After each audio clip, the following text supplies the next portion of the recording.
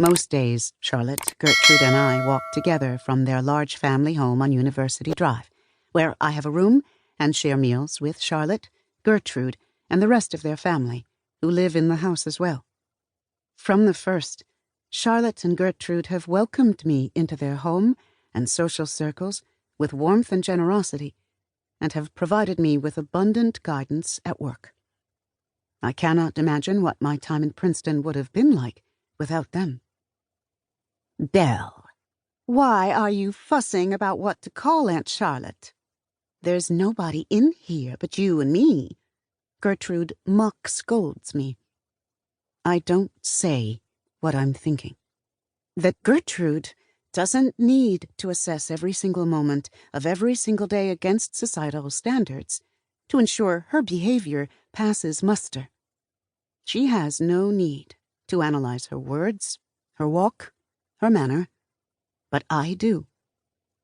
Even with Gertrude, I must act with care, particularly given the heightened scrutiny in this university town, which operates as if it lies in the segregated South rather than in the supposedly more progressive North.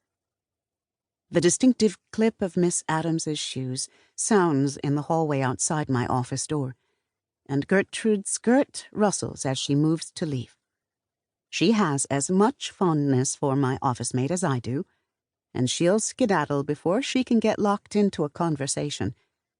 Before she exits the office altogether, she turns back to me, whispering, "Are you still free for the philosophy lecture tonight?"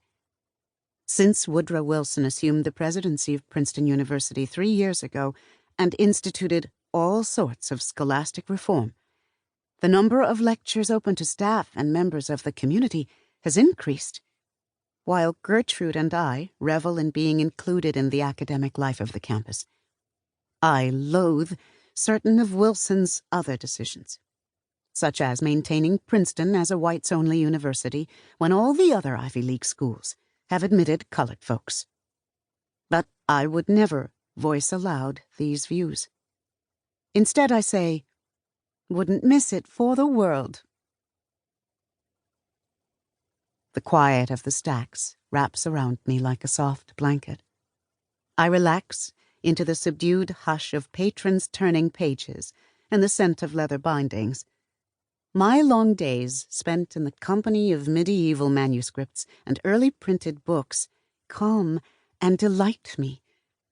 Imagining the labors of the first printing press users as they memorialized the English language and broadly disseminated its literature through the meticulous work of placing the type letter by letter, transforming empty pages into beautiful text to inspire worshippers and readers, transports me beyond the limitations of this time and place, just as Papa always believed.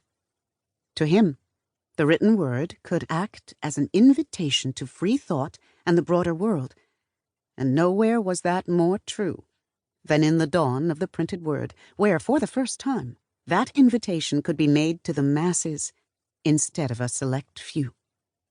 "Miss Greene!" I hear a soft voice from beyond the stacks. 2 simple words, but my visitor's modulated tone and distinctive accent give him away. And anyway, I've been waiting for him. "Good day, Mr. Morgan," I reply, turning in his direction. Even though I'm talking softly, Miss Scott glances up from the circulation desk with a disapproving scowl.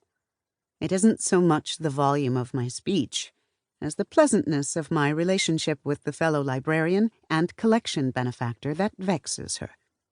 While Mr. Junius Morgan is ostensibly a banker, he has generously donated dozens of ancient and medieval manuscripts to the university, which is why he also holds the titular position of associate head librarian.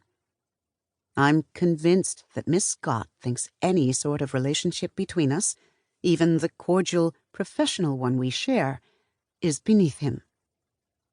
A slight man, with wispy brown hair and a kindly expression behind his circular glasses, materializes. "How are you today, Miss Greene?" "Well, sir. And yourself?" My tone is